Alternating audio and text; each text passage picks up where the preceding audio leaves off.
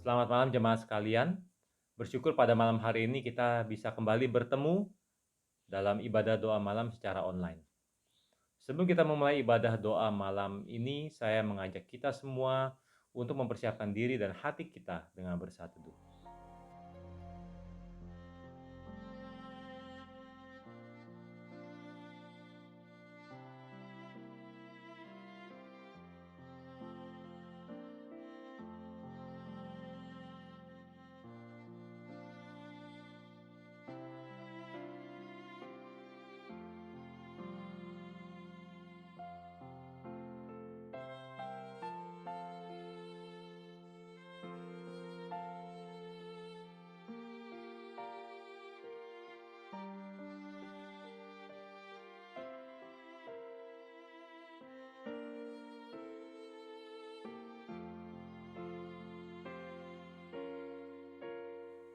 Jemaat sekalian, tema ibadah doa malam hari ini adalah tidak dapat menghadap dua arah. Secara duniawi, kalimat ini seperti sangat mudah dipahami, karena kita sebagai manusia hanya bisa menghadap atau melihat ke satu arah saja. Kemanapun kita memutar tubuh kita tetap hanya bisa memandang satu arah saja. Tidak mungkin dua arah secara bersamaan. Kalau kita kaitkan hal ini ke dalam pemahaman rohani, tentunya kita ingat bahwa Tuhan menginginkan kita, anak-anaknya, untuk selalu mendekatkan diri kita hanya kepada Tuhan. Bukan kepada berhala, bukan kepada dewa, bukan kepada harta, dan lain-lain. Saya yakin kita semua memiliki hati yang mau lebih dekat kepada Tuhan daripada yang lainnya. Untuk itu, mari kita menyatakan kerinduan kita untuk lebih dekat dan dalam lagi kepada Tuhan melalui pujian lebih dalam lagi.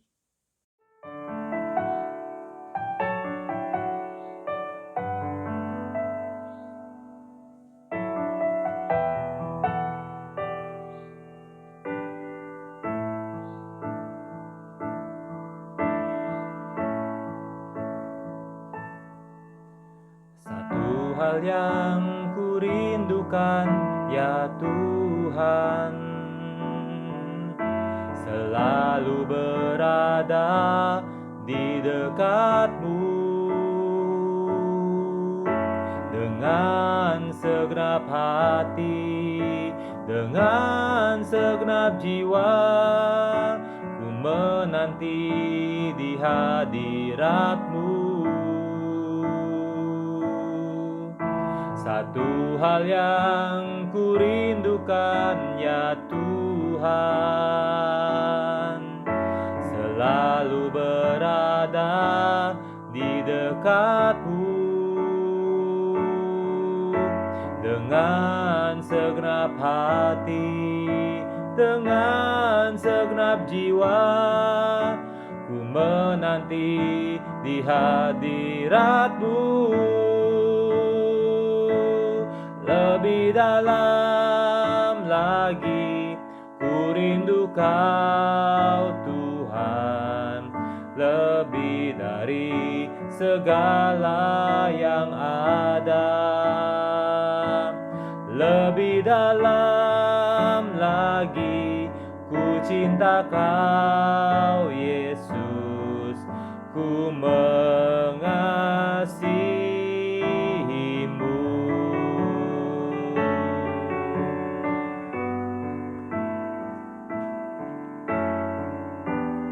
Nyatakan kerinduan kita kepada Tuhan. Tuhan, aku ingin lebih dekat lagi kepadamu.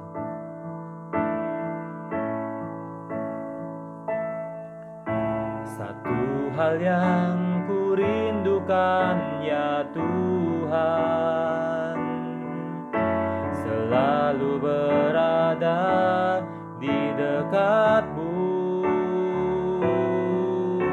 Dengan segenap hati, dengan segenap jiwa, ku menanti di hadirat-Mu. Lebih dalam lagi, ku rindu Kau Tuhan, lebih dari segala yang ada. Lebih dalam lagi, lebih dalam lagi, ku cinta Kau Yesus, ku mengasihimu.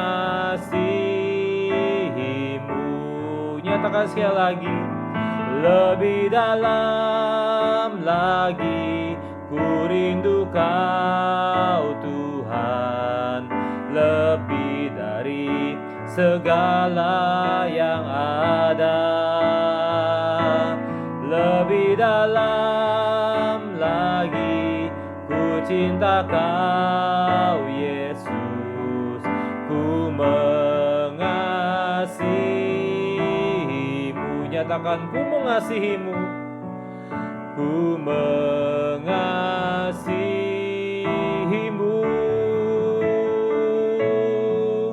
ku mengasihimu.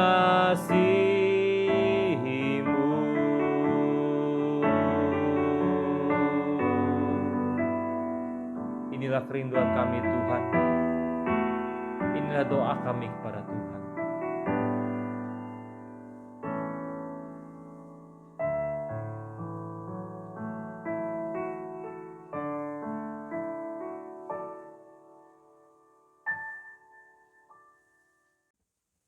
Mari kita masuk dalam doa.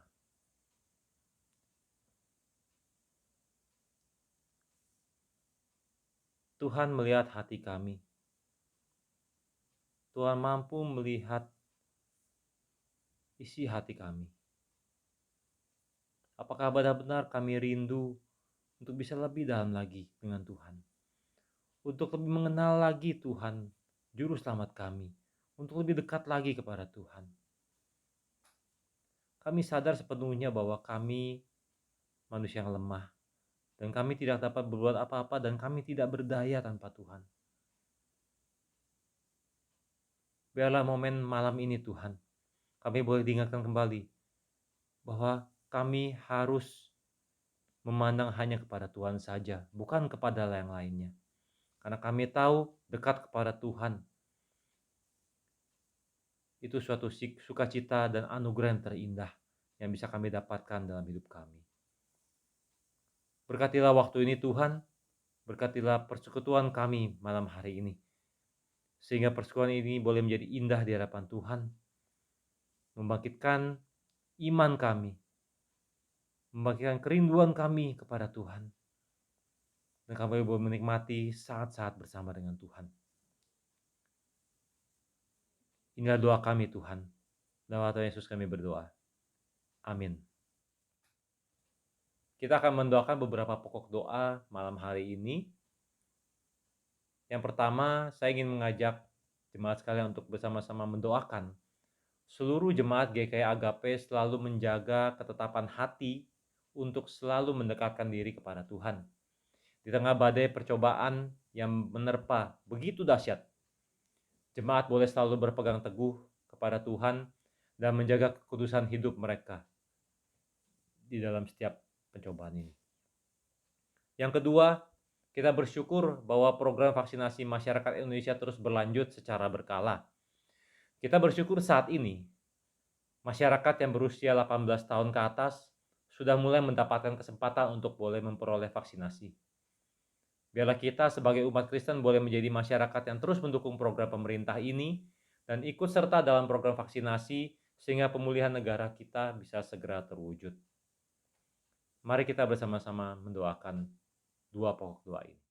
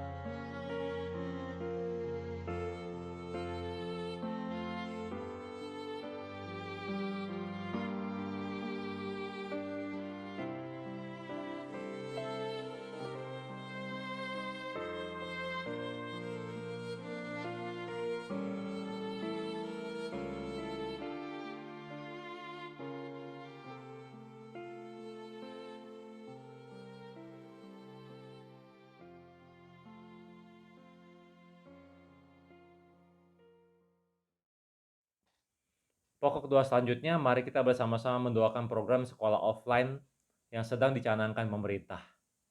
Segala persiapan dan prosedur kesehatan yang dapat disiapkan oleh setiap sekolah dengan matang, sehingga resiko penularan dapat dihindari dalam masa sekolah offline nanti, dan kekhawatiran orang tua akan peristiwa ini boleh diredam, dan anak-anak kita boleh kembali menikmati masa sekolah mereka.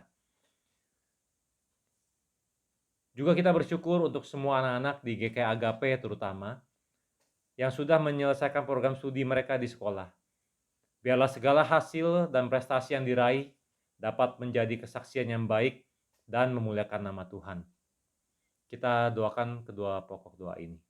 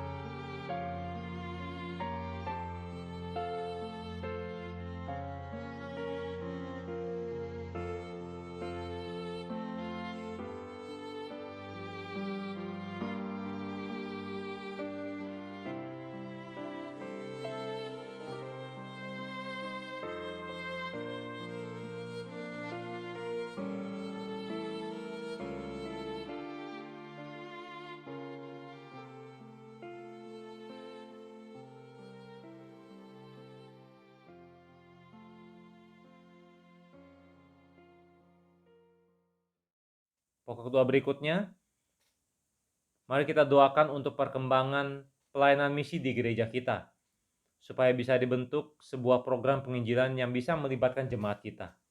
Doakan juga agar muncul jiwa-jiwa yang rindu terlibat dalam pelayanan misi dari gereja kita, sehingga mereka boleh menjadi saksi dan uluran berkat bagi setiap jiwa yang dilayani. Dan yang terakhir, kita doakan juga untuk pergumulan setiap jemaat GKI Agape, supaya Tuhan boleh campur tangan melalui siapapun, melalui apapun, agar menjadi solusi dari setiap pergumulan yang ada. Kita doakan kedua pokok doa ini.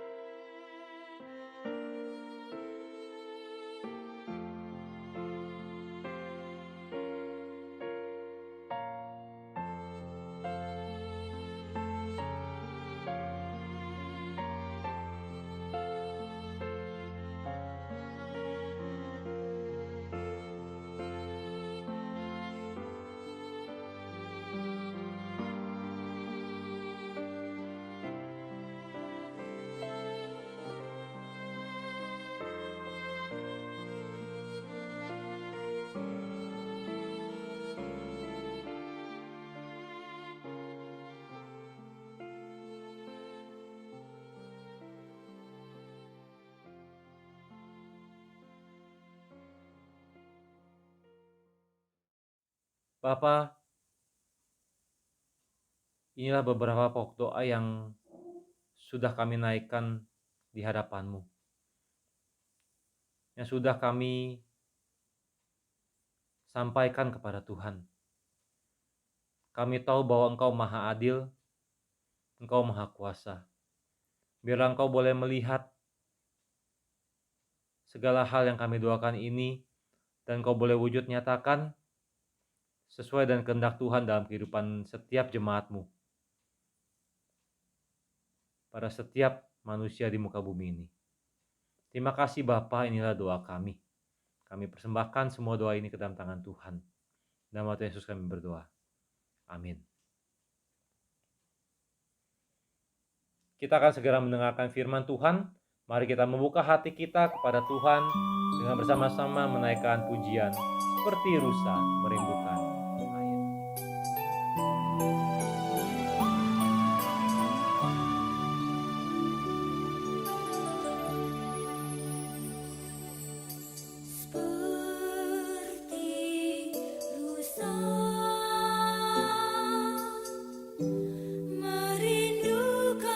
air. Begitulah jiwaku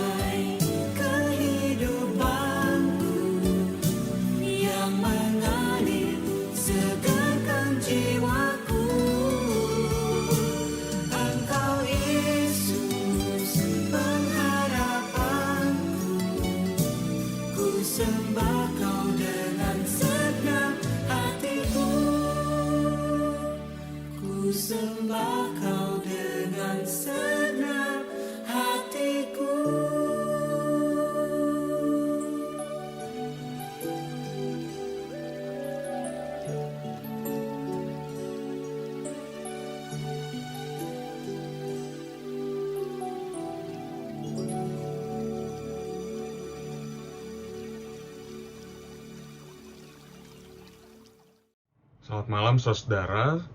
Sebelum kita mendengar firman Tuhan dan perenungannya, mari kita berdoa. Berkatilah kami semua ya Tuhan, supaya kami tetap setia di dalam berjalan mengikut Tuhan. Dan jangan biarkan kami hidup di dalam jalan yang salah atau arah yang salah. Biar kami terus berjalan bersama dengan Tuhan dan juga menghadap arah yang benar. Karena 1 derajat saja kami merubah arah kami. Sesungguhnya kami sedang tidak berjalan mengikut Tuhan. Jangan biarkan kami menjadi orang-orang yang demikian. Tuhan yang melihat hati kami dan Tuhan yang menolong. Dalam nama Tuhan Yesus kami berdoa. Amin. Saudara, saya mengajak kita membaca dari Amos pasal yang ketiga ayat 1 sampai ke 8. Amos 3 ayat 1 sampai ke 8, demikianlah firman Tuhan. Dengarlah firman ini yang diucapkan Tuhan tentang kamu, hai orang Israel, tentang segenap kaum yang telah kutuntun keluar dari tanah Mesir. Bunyinya, hanya kamu yang kukenal dari segala kaum di muka bumi. Sebab itu aku akan menghukum kamu karena segala kesalahanmu. Berjalankah 2 orang bersama-sama jika mereka belum berjanji? Mengaumkah seekor singa di hutan apabila tidak mendapat mangsa? Bersuarakah singa muda dari sarangnya jika belum menangkap apa-apa? Jatuhkah seekor burung ke dalam perangkap di tanah apabila tidak ada jerat terhadapnya? Membingkaskah perangkap dari tanah jika tidak ditangkapnya sesuatu? Adakah sangkakala ditiup di suatu kota dan orang-orang tidak gemetar? Adakah terjadi malapetaka di suatu kota dan Tuhan tidak melakukannya? Sungguh, Tuhan Allah tidak berbuat sesuatu tanpa menyatakan keputusannya kepada hamba-hambanya para nabi. Singa telah mengaum, siapakah yang tidak takut? Tuhan Allah telah berfirman, siapakah yang tidak bernubuat? Demikianlah firman Tuhan, berbahagialah setiap orang yang mendengar dan memelihara dalam hidupnya. Haleluya.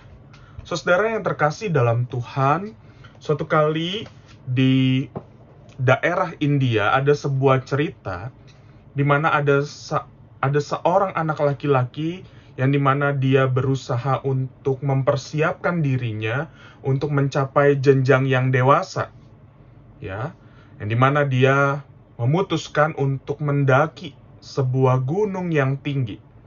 Dia membawa selimut pada bahunya dan dia mulai mendaki gunung tersebut.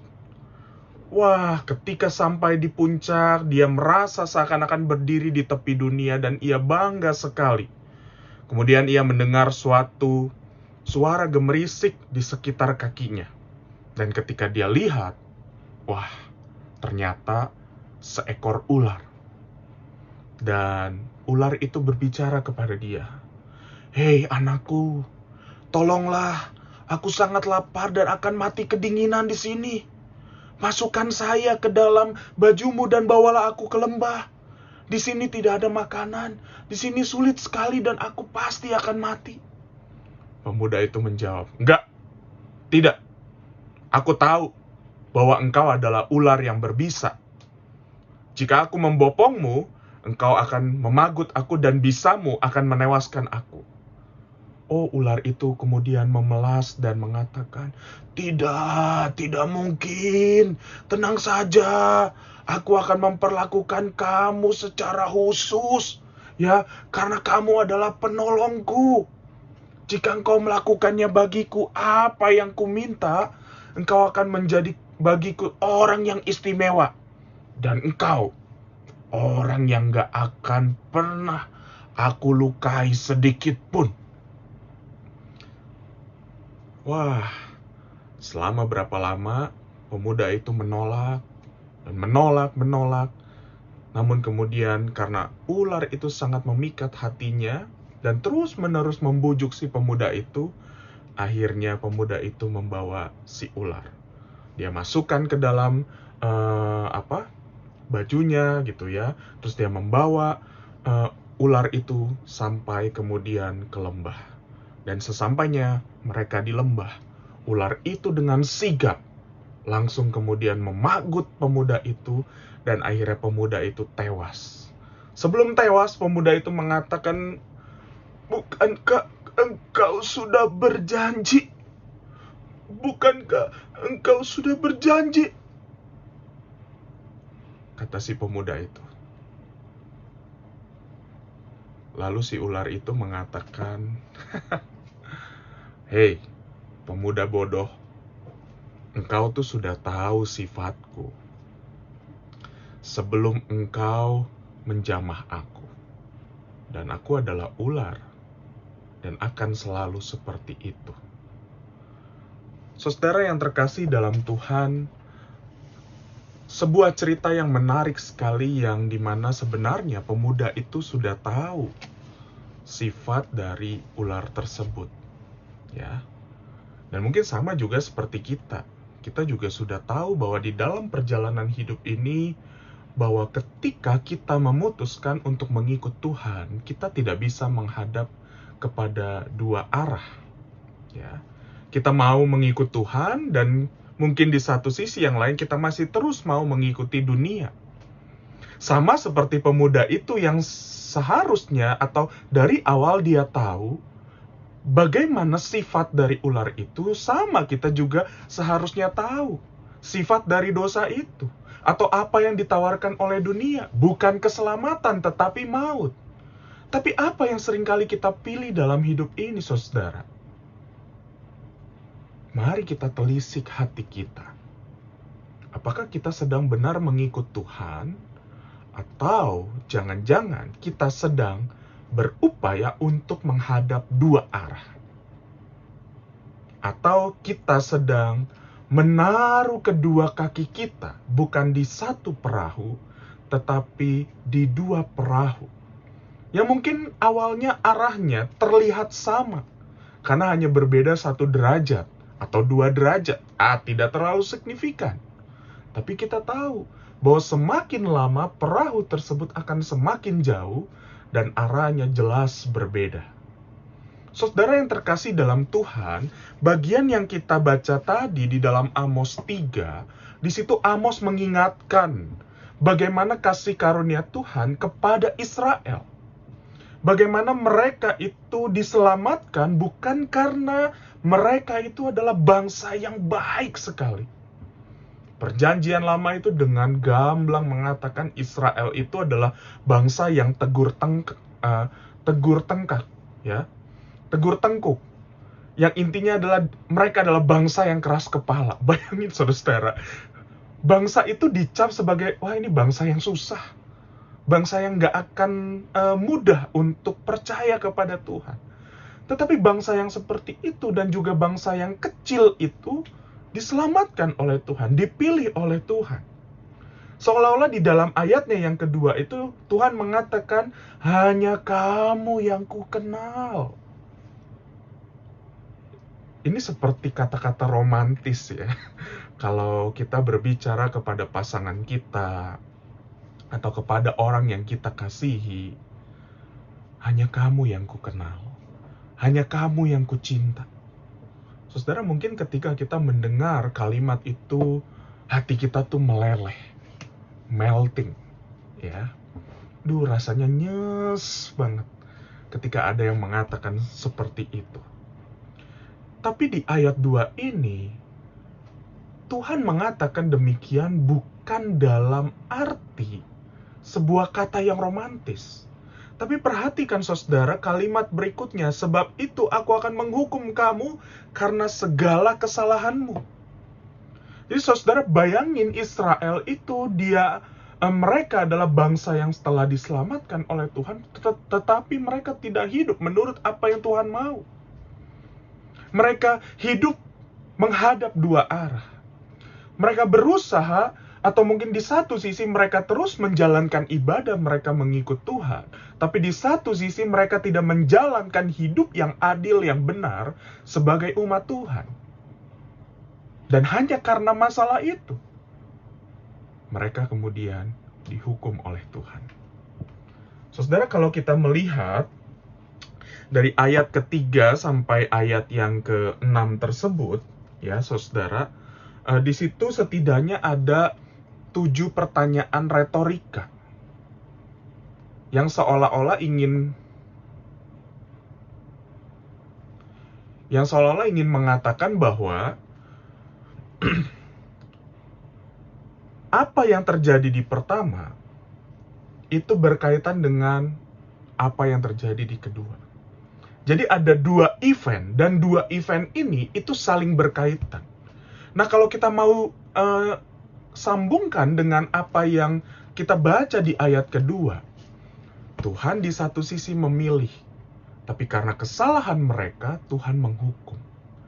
Jadi, Tuhan ingin mengatakan, kenapa Tuhan menghukum kamu? Karena kamu berdosa. Karena kamu sedang tidak lagi hidup menurut apa yang Tuhan mau. Dan disitulah hukuman dosa itu disampaikan oleh para nabi. Dan makanya di dalam bagian ini, nabi itu sebagai penyambung lidah Tuhan yang biasanya menyampaikan berita tentang kasih Tuhan. Tapi jangan lupa bahwa nabi juga memberitakan tentang penghukuman Tuhan. Tapi saya selalu senang kalau membaca kitab nabi, saudara. Kadang juga saya suka sampaikan bahwa, ya lihatlah, seolah-olah memang sepertinya Tuhan kejam, Tuhan marah, Tuhan itu tidak pengertian, ya, atau dia itu adalah Tuhan yang luar biasa menghukum umatnya dengan begitu mengerikan. Tapi ingat, sebelum Tuhan menghukum, dia mengutus nabinya. Dan bukan hanya nabinya, tapi juga para nabi. Artinya berkali-kali Tuhan mengingatkan supaya mereka kembali kepada jalan Tuhan. Tapi kalau mereka tetap hidup di dalam kesalahannya, akhirnya mereka harus menerima hukuman. Saudara yang terkasih dalam Tuhan, biarlah di dalam kehidupan kita belajar untuk setia mengikut Tuhan. Memang ketika kita berbicara tentang setia mengikut Tuhan, hati-hati. Setia mengikut Tuhan itu menurut pemahaman standarnya siapa? Apakah benar standarnya Tuhan? Atau kita sedang menggunakan standar kita sendiri di dalam membicarakan kesetiaan di dalam mengikut Tuhan? Tuhan kita adalah Tuhan yang jujur pada saat Dia memanggil kita. Dia tidak menutup-nutupi. Dia mengatakan, kalau engkau mau mengikut aku, engkau harus memikul salib. Itu adalah sebuah perkataan yang sangat jujur sekali. Dengan kata lain, dia ingin mengatakan, hei, kamu kalau mau ikut aku, menderita loh, susah loh, nggak enak loh, bahkan kamu mati. Masih kamu mau ikut aku? Itu yang Tuhan katakan. Dan di dalam perjalanan kita mengikut Tuhan, Dia tidak pernah membicarakan tentang keberhasilan. Dalam arti Dia tidak pernah membicarakan tentang prestasi yang akan kita raih. Tapi Dia terus menuntut hidup kita supaya kita tetap setia di dalam jalan kita mengikut Tuhan. Dan bagaimana kita bisa setia? Jangan kita menghadap kedua arah. Ya, saudara harus memilih. Saudara mau mengikut Tuhan atau mau mengikut dunia? Tapi kalau saudara memutuskan untuk mengikut dunia, ingatlah, sama seperti cerita si pemuda tadi. Pada saat awal sebelum dia mengangkat ular itu membawanya, sebenarnya dia sudah tahu ular ini berpisah. Nah, pada saat saudara memutuskan untuk mengikut dunia, saudara harus tahu bahwa konsekuensinya adalah maut. Atau kalau saudara mau mengikut Tuhan, tetapi saudara tetap mengikut dunia, ingatlah, konsekuensinya tetap maut. 1 derajat saja berbeda arahnya. Semakin lama, itu akan semakin jauh jaraknya. akan semakin terpisah. Dan Tuhan tidak mau kita berjalan mengikut Dia, meskipun hanya berubah 1 atau 2 derajat arahnya. Enggak, pertobatan itu berbicara hidup yang arahnya berubah. Tadinya kita mengikut dunia, sekarang kita mengikut Tuhan. 180 derajat. Arahnya benar-benar berubah. Jadi, marilah kita belajar pada saat kita memutuskan untuk mengikut Tuhan. Kita harus setia. Dan pada saat selama ini mungkin kita pikir kita setia, tapi sebenarnya kita tidak setia di dalam mengikut Tuhan. Ingat, Tuhan tetap baik. Dia mengutus orang-orang di sekitar kita untuk mengingatkan kita, untuk menegur kita, untuk mengajak kita kembali ke jalan Tuhan. Biar kita memiliki hati yang lemah lembut, memiliki hati yang sedia untuk taat kepada Tuhan. Dan biarlah kita juga setia mengikut Tuhan, karena Dia menginginkan kita setia, bukan tentang prestasi apa yang sudah kita raih, bukan tentang upah apa nanti yang akan kita dapat. Itu hanyalah bonus yang Tuhan siapkan. Tapi yang terpenting adalah pada saat kita berjalan bersama dengan Dia, masihkah kita setia? Biar kita bertanya kepada diri kita masing-masing. Tuhan memberkati kita. Amin. Puji Tuhan jemaat sekalian. Biarlah firman Tuhan hari ini boleh kita pahami dan kita terapkan dalam kehidupan kita hari ini dan seterusnya. Ibadah doa malam kita telah selesai. Sampai jumpa minggu depan. Tuhan Yesus memberkati.